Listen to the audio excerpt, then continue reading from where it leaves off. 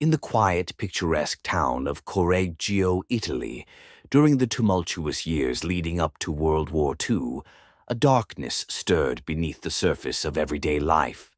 A darkness personified by a woman who would become known, chillingly, as the soap maker of Correggio. Her name was Leonarda Cianciulli, and her story is one that blurs the lines between superstition, desperate maternal love, and unimaginable horror. Born in Montella in 1894, Leonarda Cianciulli's early life was marred by hardship. She claimed a difficult childhood, marked by an unhappy marriage and dire financial circumstances.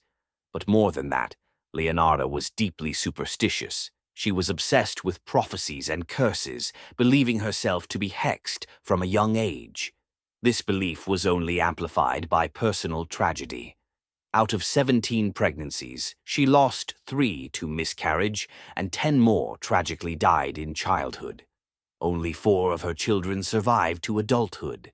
This devastating loss instilled in her an almost pathological devotion to her surviving children, particularly her eldest son, Giuseppe. As the shadow of World War II loomed, Giuseppe was preparing to join the Royal Italian Army. Leonarda, terrified for his safety, grew increasingly desperate. She consulted fortune-tellers, psychics, and read countless books on magic and superstitions. She became convinced that the only way to protect her son was through a sacrifice. Her first victim was Faustina Setti, an elderly spinster who came to Leonarda seeking help to find a husband. Leonarda, posing as a helpful friend, convinced Setti that she had found a suitable match for her in Pola. Setti was overjoyed and prepared to leave, but Leonarda insisted she write letters and postcards to friends and family, to be mailed after she supposedly left, reassuring them of her journey. This was the first layer of deception. On the day of her departure in 1939, Setti visited Leonarda's home for a final farewell.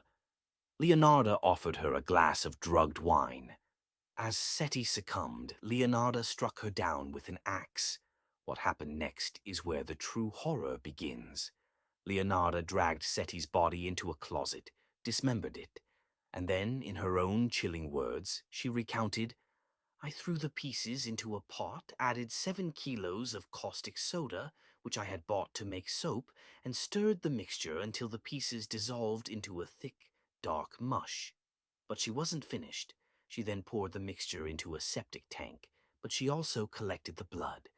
"I collected all the blood in a basin," she said, "and when it coagulated, I baked it in the oven, ground it, and mixed it with flour, sugar, chocolate, milk, and eggs, as well as a bit of margarine, kneading all the ingredients together. I made crunchy tea cakes, which I served to visitors, and Giuseppe and I often ate them too." Less than a year later, in September 1940, Leonarda found her second victim, Francesca Soavi, a former client seeking employment as a headmistress at a girls' school. Again, Leonarda promised a job far away, this time in Piacenza. The same ritual unfolded. Soavi was instructed to write postcards to friends, creating an illusion of her safe departure. On the day she was meant to leave, she came to Leonarda's house. The drugged wine, the axe, the closet. The horrifying process of dismemberment and dissolution began again. And again the tea cakes were baked, the soap was made. The town of Correggio remained oblivious. Who would suspect such dark deeds from a seemingly normal, if somewhat eccentric woman, known for her baking? Her third and final victim was Virginie Cacioppo, a former opera singer who came to Leonarda seeking advice on a theatrical agent. Leonarda promised her work in Florence, again orchestrating the fake letters of departure. On the day she was to leave, Cacioppo came to Leonarda's home, unknowingly stepping into her fate. The pattern was sickeningly familiar. Drugged wine, the axe, the dismemberment, the transformation into soap and tea cakes. This time, however, there was a crucial difference. Virginia Cacioppo had a sister-in-law, a woman named Albertina Fanti, who became deeply suspicious of Cacioppo's sudden disappearance, and the vague, out-of-character Fanti's suspicions grew, and she eventually reported her concerns to the local police. The investigation quickly led them to Leonarda Cianciulli. Despite her initial attempts to feign ignorance, the evidence, her confession was chillingly detailed. She calmly, even proudly, recounted the murders, the dismemberment, and the grotesque transformation of her victims into household products. She explained her motive, the desperate belief that these sacrifices would protect her beloved son from the war. The trial of Leonarda Cianciulli took place in 1946. The public was horrified, captivated by the macabre details. Her defense hinged on her psychological state, claiming she was driven by madness and maternal obsession. The prosecution, however, focused on the premeditation and the gruesome nature of her acts. Leonarda Cianciulli was found guilty of the murders and sentenced to 30 years in prison and an additional 3 years in a criminal asylum.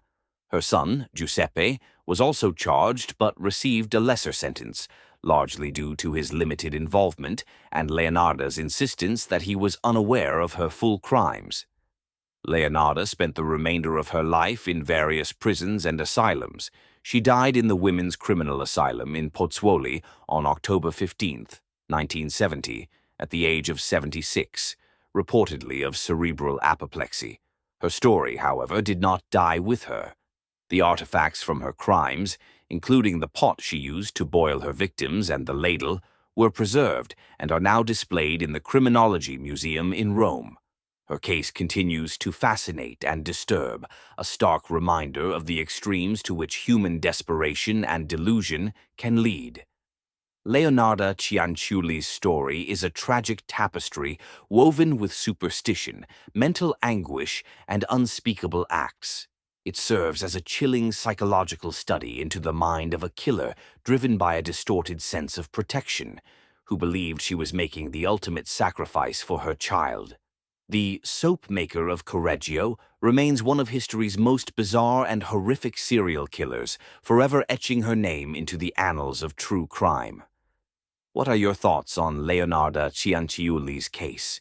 Do you believe her superstitions genuinely drove her, or was there more to her madness? Let us know in the comments below. If you found this video compelling, please like, subscribe, and hit the notification bell for more explorations into the darkest corners of history.